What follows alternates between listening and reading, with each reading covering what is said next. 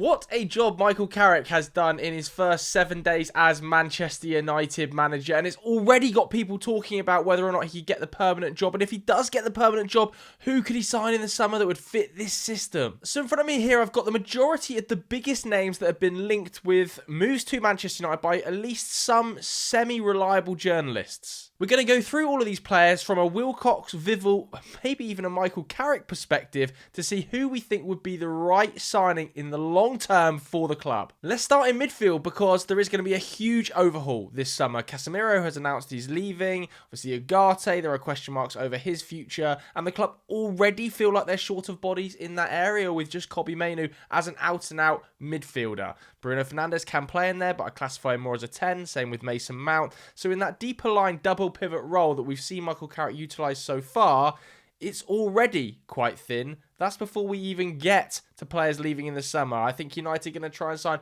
at least one central midfielder, maybe even at least two. How many do you guys at home think Manchester United need? I'm genuinely interested to hear. One name that's been heavily linked with a January move is Ruben Neves. He's up first. I personally am not totally sold on this signing. I think it would be okay, specifically in the short term. He would definitely come in and provide an option in those deeper roles. His progressive pass numbers, really, really excellent. I think he's actually an underrated ground coverer.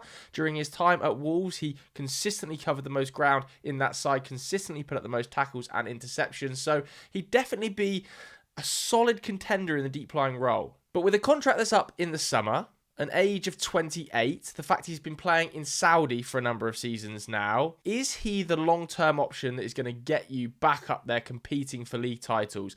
I'm not totally sold. I would personally rather keep my powder dry, not pay a fee in this January window to get Ruben Neves, and put that money towards some of the younger names we're going to talk about at the back end of this video who have ceilings amongst the best in Europe. Another position that's certainly on the radar this summer is the left wing spot. Garnacho left in the summer. Marcus Rashford's deal to Barcelona looks like it's going to go through. So United are clearly going to want a winger. Now, Patrick Ballon-Dorgu is out for 10 weeks. In the short term, that could be an issue, but in the long term, I do think he offers cover on both flanks, at fullback as well. There's a little bit of a Park Ji-sung factor, I think, about Patrick Dorgu. In big games, his physicality, his defensive work rate, the fact he's so versatile will be a huge strength to his game. But I think it's unlikely that the club are going to rely just on Patrick Dorgu in that left wing position. I know Mateus Cunha can play there as well. I'm really excited to see how he operates in that position under Michael Carrick and how different it is, because Dorgu's played really wide, he's played really deep, he's hugged the touchline, he's tried to get on the outside and deliver crosses, whereas Cunha wants to play inside, in that half space, get his shots off very early, as we saw against Arsenal. So that for me does leave room for a lights out 1v1 left winger who can unlock low blocks, and surely Yan Diamande's name has to be mentioned in this conversation. He's heavily linked already with an exit away from RB Leipzig, despite the fact he only joined in the summer. An amazing bit of recruitment. Yet again, he ranks in the 98th percentile for progressive carries, successful dribbles, non-penalty goals, 80th percentile of European forwards for key passes. He's creative, he's a good finisher on both feet. I think if it's 100 million euros, it's unrealistic. Look, despite the fact he's had an amazing campaign and he's blown everybody's heads off in the Bundesliga, it is the Bundesliga and it is always a risk signing a young winger from that division. Despite the fact he's also had experience, playing in La Liga, I would see that fee as being too chunky, and I'm not sure United, despite the fact they are likely to have very strong finances come this summer because of Rashford's exit, Sancho's exit, Casemiro's exit contractually, also the money from Rashford, potentially Champions League money as well, they could be fairly cash rich, but 100 million euros on Yan Diomande, that is a monster risk. How about JP Mateta? I mean, he's available right now for a reported 35, 40 million pounds. A lot of Manchester United fans in the summer were talking about Mateta as being a viable contender to come in and start in that number 9 role.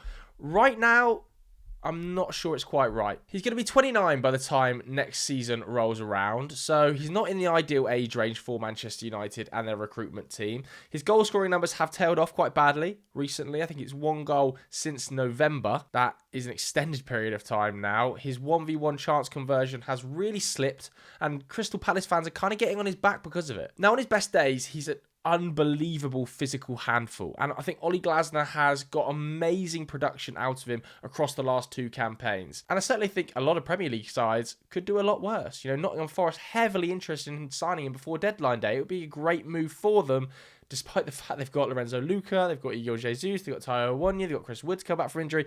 It's a plethora of striking options. But that is potentially more the level, I think, that are interested in Mateta's signing right now. I know Juventus were also heavily interested, and I think he would suit Serie A quite nicely because of his physicality, but I don't see those Champions League, Premier League sides going for him in the summer. The left-back slot has to be talked about at Manchester United. Luke Shaw is getting no younger. Ballon-Dorgu is clearly a forward at this stage, so that leaves a dearth of left-back options. Harry Amass has just gone out on loan. Could he come back and have an impact? I think it's far more likely under a coach like Michael Carrick. But a name I saw linked recently with the club is that of Malik Diouf, the West Ham left-back, who went off like a rocket at the start of the season. One of my favourite players to watch across the first 10 games of the Premier League campaign because of that athleticism, that whip delivery, dangerous nature of his crosses from the left-back zone. His physicality at AFCON really stood out for me. I think he was one of the best fullbacks at AFCON playing for Senegal. And with West Ham in an extremely precarious position, and the fact he's still only 21 years of age, I think this could be a really good option for Manchester United. Honestly, I think it's likely West Ham go down this season. If they go down, I don't see a world in which they're able to keep hold of Malik Diouf, which might mean he's available for a slightly cheaper fee than some other names on the market. And to be honest with you, the left-back market, it's so thin. Like, go and look at available left-backs. Go and look at players that are out of contract. Go and name me 5 gettable left-backs in Europe that are better than a player like Malik Diouf. I think it's really hard. Bradley Barcola's name is still being linked with an exit from PSG, isn't it? Not a guaranteed starter under Luis Enrique still. And I definitely think he splits opinion. He is so dangerous, so technically secure. In 1v1 situations, he will murder you. We've seen it in the Champions League. We've seen it in Ligue 1. We've seen it over quite a prolonged period of time now that Bradley Barcola's talent level, like natural talent level, is one of the best of any young winger in Europe. But there are the accusations, and I think semi-fair enough, levelled at him, that he's not clinical enough. 7 goals so far this campaign in his 27 matches. He's missed some massive chances. I think he snatches at his shooting a little bit. He's not calm, composed. He's not the best ball striker. But I still feel like, maybe it's just me, when I watch Barcola for PSG in the Champions League or in Liga, he is just electric. Like, there's something about him that gets you out of his seat. If he can add that final piece of decision-making, he could have an absolute explosion. I think he'd be a really, really good option on that left wing. The issue would be the fee. But would it be more than a Yan Diomande? He's 23 years old now. His contract's up in 2028. I think it's going to be very, very difficult for anybody to get him out of Paris. Being French, playing for the best team in France, competing consistently deep in the Champions League, winning league titles, it's going to be a very difficult signing for someone. But the noises are starting to bubble there. Marc Casado's name also being linked with an exit from Barcelona. He's under contract till 2029 with a €100 million release clause, and I don't think they want to sell him. I don't think Barcelona fans want him to leave, but we're in another situation where Barcelona might have to sell a player to raise some funds because they've not got enough money. It's an obvious situation. We've talked about it endlessly on this channel and across the footballing world.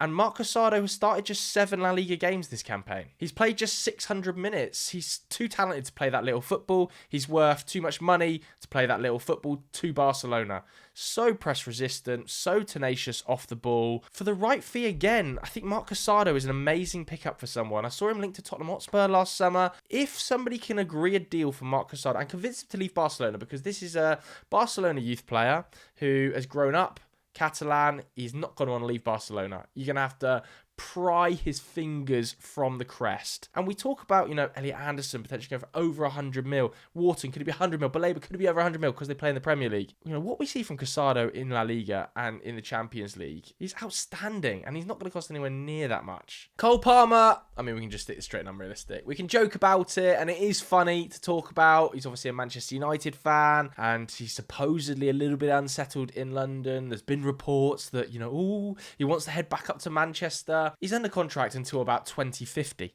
There's no way Chelsea are letting the face of their project leave the club. I don't understand the narrative. I don't think he'd want to join Manchester United, who aren't a guarantee of trophies if he leaves Chelsea. If he leaves Chelsea, surely he wants to go to a club. There's a guarantee of trophies. There's a guarantee of Champions League football. At the moment, he's struggling to get on the pitch. He's struggling with injuries. He's not leaving Chelsea. Next up, we've got the man who I actually think is the best young striker in the Premier League. It is Eli Krupai Jr., still only 19 years old, 7 Premier League goals so far this campaign. It's easy to forget that those 7 goals have come in just 9 starts. He's not a guaranteed starter because of Evan Nilsson's role in that side, and yet he's still putting up 0.5 non-penalty expected goals per 90, over 3 shots per 90. He scored 22 goals last campaign. He is one of the highest under 23 goal scorers in Europe across the last 18 months because of that. His off the ball movement, whenever you watch Bournemouth, is just mouth-watering. He scores from distance,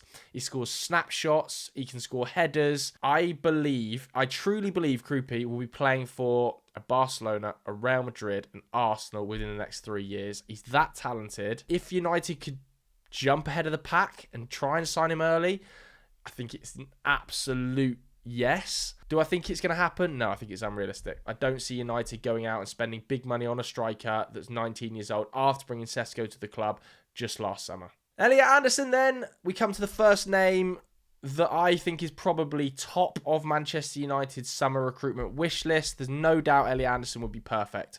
I really don't see many flaws to his game. He's tenacious. He's one of the best, if not the best, progressive passer in the Premier League so far this campaign. Most through balls, never gives it away. Huge tackle interception numbers. Covers more ground than anybody else. He plays more minutes than anybody else. I think he's the only midfielder in the league that's played every minute of every game so far this campaign. He is just magic. When you combine that with the fact he's also homegrown and only 23 years old, you get the picture of a player who's going to be in extremely high demand. Forest are scrapping relegation this season. I don't see any world in which they're able to retain Elliot Anderson for another campaign. Manchester United are going to want him. Man City are clearly in the mix for him. Liverpool should want him. He's just that good. He's going to be exponentially more expensive as well following the World Cup because he's going to start pretty much every game alongside Declan Rice in a midfield pivot. Imagine how much he's going to cost post-World Cup if England win the thing. So United would have to get a jump on this move, but it feels like some groundwork has already been done, and I do believe United are going to be willing to spend very big on 2 midfielders. I think United will be touching 200 million spent on that midfield. And if 100 million of that has to go on Elliot Anderson, 100 million of it's got to go on Elliot Anderson. This could be the next Declan Rice. We talked about, is 100 million too expensive for Rice when he leaves West Ham, even though we all knew he's just a guarantee. Anderson's a guarantee. He's an absolute guarantee. He's so good in every area of the game. I mean, even his dead ball delivery, his set piece delivery, his ball striking from range. Jeremy Jaquet, I think, is unrealistic. Despite the fact Man United continue to be linked with centre-backs, a reported €65 million price tag is going to put the club off. Feels like Chelsea are ahead of everybody in the queue there. And I'm still not sure if United need another centre-back, really. If they switch to the back four, which they have done under Carrick, De Ligt, Martinez, Yoro, Heaven, I would probably extend Maguire for another season, if I'm honest, on a reduced wage. I think he adds real leadership to the group. I'm not totally convinced United need to spend money, especially not 60 million plus, on another young centre-back when Lenny Yoro's at the club and Aidan Heaven's at the club. Adam Wharton's name is on the market yet again. It feels like a bit of a fire sale at Crystal Palace at the moment. Gahey leaving, Teta going. It feels like Glasner is out the door and that's caused ripple effects throughout the squad. So is Adam Wharton a little bit unsettled? I'm not totally convinced by that narrative.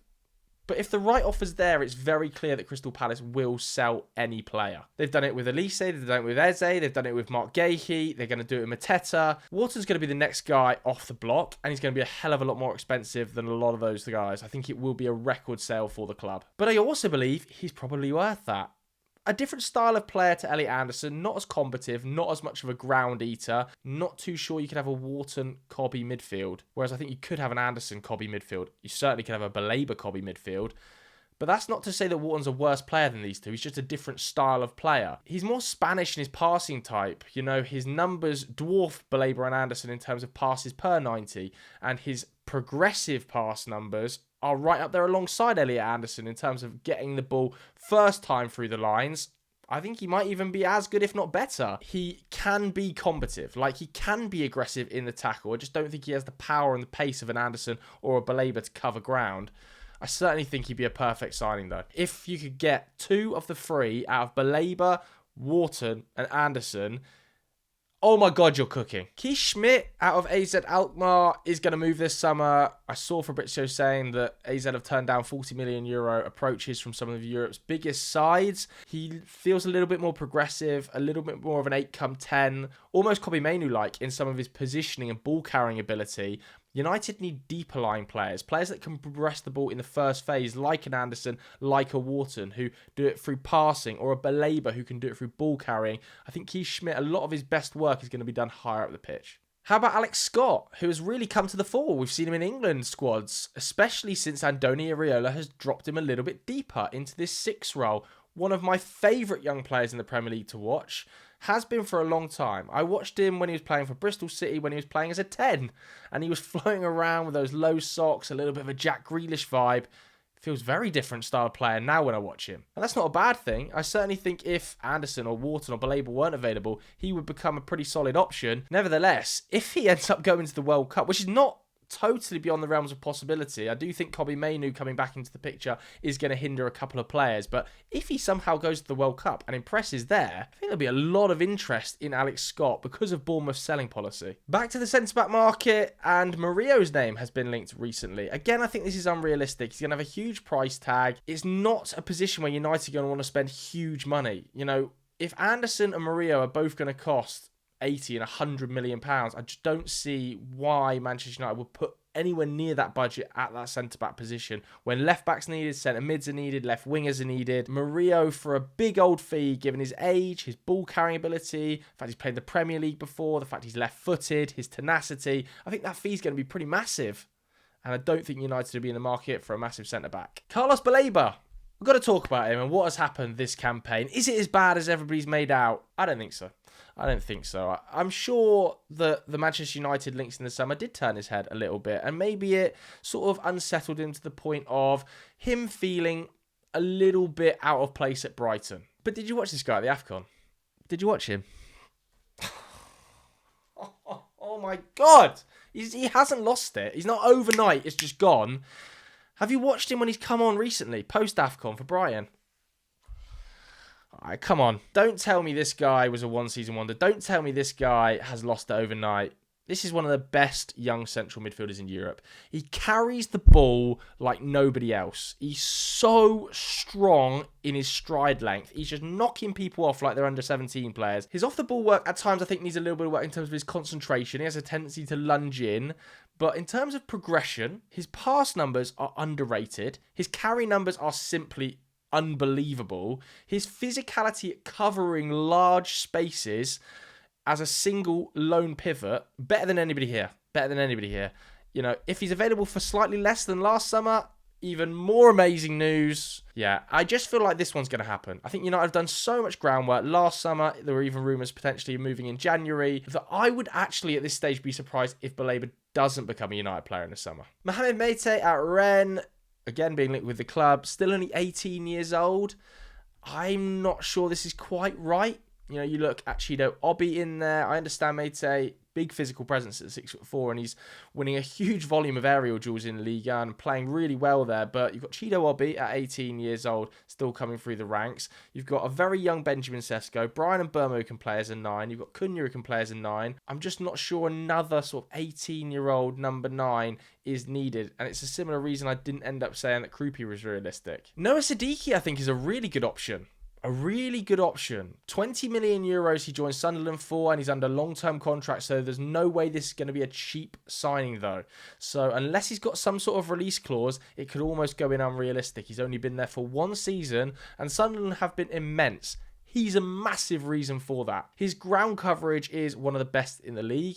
His tackle and interception numbers surprisingly pop amongst Europe's best defensive midfielders that are under 23. As do his dribble numbers and his progressive carry numbers. Really good in tight spaces at wriggling away from opponents and finding half a yard and driving into gaps. I love that about him. If he could add sort of big, long, raking passes to his game, there's a lot to like about Noah Siddiqui. And I think across the next 6 months, if he continues to perform like this, summer interest in him is going to be big. The final name I've seen linked this week is that of Lewis Hall. Now, this would obviously be the perfect left back. Is it realistic? No, I think it's unrealistic, but I'm flying on such a high right now, I'm going to leave it imperfect. If I could pick my dream left back out of the Premier League or across Europe, it would be Lewis Hall. Yes, he's had his injury problems, but everything about his game, to me, screams like he should start for England at the World Cup. He is our best left back going forward. I think he's tenacious enough going backwards. He's really calm and composed on the ball because of his history of playing in midfield in the Chelsea youth team. There's no way Newcastle are going to sell Lewis Hall. And they might have to sell somebody this summer for PSR, but there are much better options to get out the door than the most talented left back in the Premier League for his age. Okay, so those are some of the perfect signings for Michael Carrick and Manchester United. Let me know what you think of it in the comments below. If you enjoyed this video, hit the like button, hit subscribe. I'll see you later. Bye.